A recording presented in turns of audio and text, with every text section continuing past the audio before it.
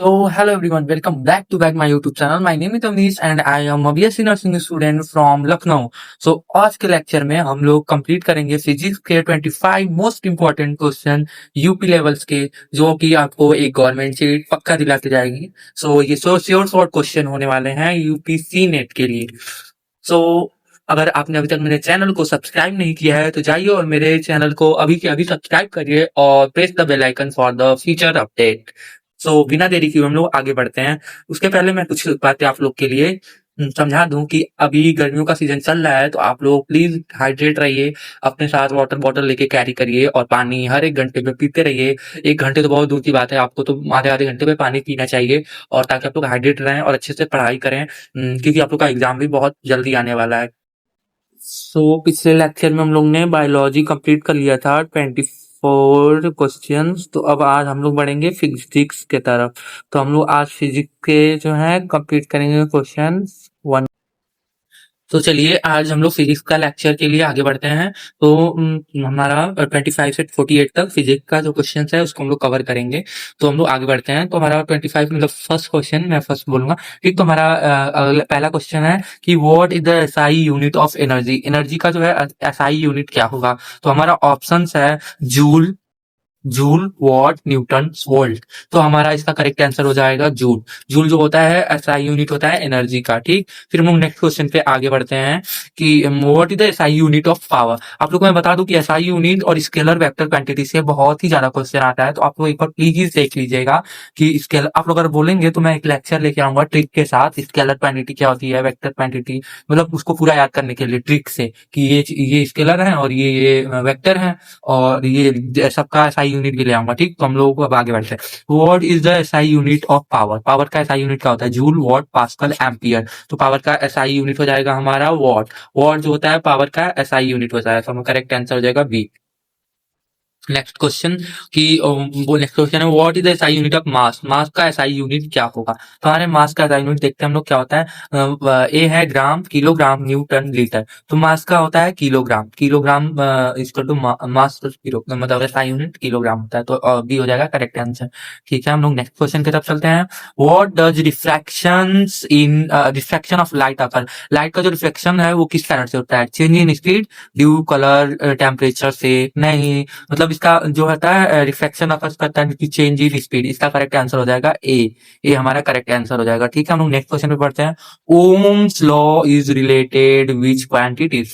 Ohms law किससे, कौन से क्वांटिटी से रिलेटेड है. V equal to I R, P equal to V I, W equal to P है. मतलब ये सब तो हमने कहीं पढ़ा ही नहीं है, ये तीनों गलत ही है. ठीक, तो इसका करेक्ट आंसर हो जाएगा हमारा V equal to I R, यानी ए. ठीक है, हम लोग आगे बढ़ते हैं 30. How many poles does a magnet have. ये नॉर्मल क्वेश्चन है, तो इसका करेक्ट आंसर हो जाएगा टू. टू पोल्स होते हैं, एक नॉर्थ और एक साउथ. कितने बार आ चुका है कि नॉर्थ और साउथ मतलब कौन कौन से पोल होते हैं, नॉर्थ साउथ बस. ठीक है, और बायलैटरल मैग्नेटिक ये भी आया था पिछले साल शायद कि बायलैटरल मैग्नेटिक बोलते हैं उसको, मतलब कि दो बाय तो बाई बोल देंगे. ठीक है, और एक क्वेश्चन था कि अगर मैग्नेट को हम लोग हैंग कर रहे हैं अगर, तो वो मतलब कैसे अलाइन होंगे. तो इसका करेक्ट आंसर हो जाएगा कि नॉर्थ वाले नॉर्थ के साइड, साउथ वाले साउथ डायरेक्शन के साइड. ठीक है, नॉर्मल क्वेश्चन था. तो और मतलब मैग्नेट से बहुत सारे क्वेश्चन आए थे, तो मतलब देख लीजिएगा एक बार मैग्नेट से, मतलब नॉर्मल क्वेश्चन से आते हैं, आप लोग कर लोगे. ठीक है, हम लोग नेक्स्ट क्वेश्चन की तरफ चलते हैं. ये है नेक्स्ट क्वेश्चन कि sound can not travel through which medium. कौन सी मीडियम में साउंड ट्रेवल नहीं कर सकता. तो साउंड जो होता है उसको कोई ना कोई मीडियम चाहिए होता है. जैसे सॉलिड है तो सॉलिड भी मतलब पार्टिकल्स चाहिए होता है, तो सॉलिड में बहुत अच्छे से ट्रेवल करेगा क्योंकि उसमें बहुत सारे पार्टिकल्स हैं. फिर लिक्विड, लिक्विड में भी ट्रेवल करता है. गैस, गैस में भी पार्टिकल्स होते हैं तो उसमें भी ट्रेवल करता है. सॉलिड, लिक्विड, गैस में तो करेगा ही, लेकिन वैक्यूम, वैक्यूम एक मतलब इसका करेक्ट आंसर हो जाएगा डी. वैक्यूम एक ऐसा है जिसमें मतलब कि वो होगा ही नहीं, ट्रेवल नहीं करेगा साउंड. साउंड को एक मीडियम चाहिए होता है ट्रेवल करने के लिए. ठीक है, इसका करेक्ट आंसर हो जाएगा ये डी. ठीक है, स्पीड. नेक्स्ट क्वेश्चन है speed direction is called. Speed के साथ डायरेक्शन है तो उसको हम लोग क्या बोलेंगे. तो उसको हम लोग,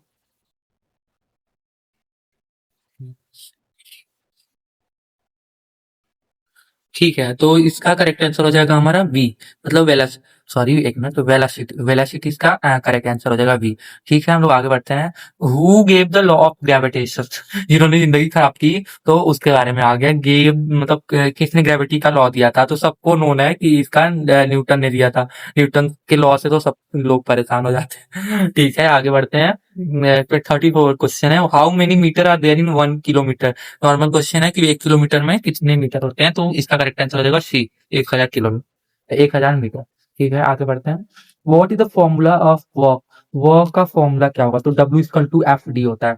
W equal to F into D. ठीक है, तो हमारा करेक्ट आंसर हो जाएगा फोर्स इंटू डिस्टेंस, ए। ठीक है, आगे बढ़ते हैं। What is the SI unit of frequency? Frequency का एसआई यूनिट क्या होगा? तो इसका करेक्ट आंसर हो जाएगा हर्ट्ज।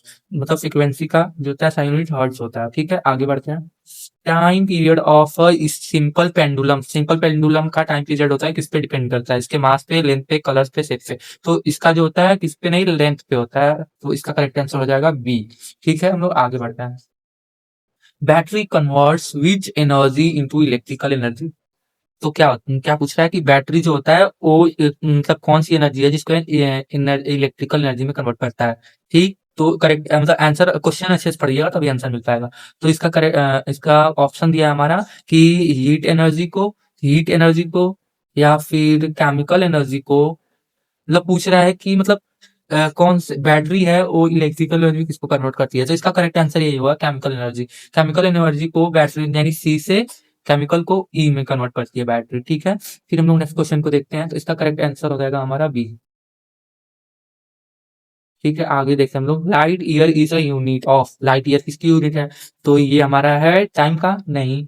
तब बोला था ना कि ये प्लेनेट इस प्लेनेट से लाइट ईयर्स दूर है, बहुत जाने में टाइम लगेगा। तो ये हमारा एक डिस्टेंस लाइट ईयर दूर यानी डिस्टेंस है। डिस्टेंस पे है, लाइट ईयर दूर है, तो यानी इसका करेक्ट आंसर हो जाएगा डी, डिस्टेंस, यानी कि करेक्ट आंसर बी।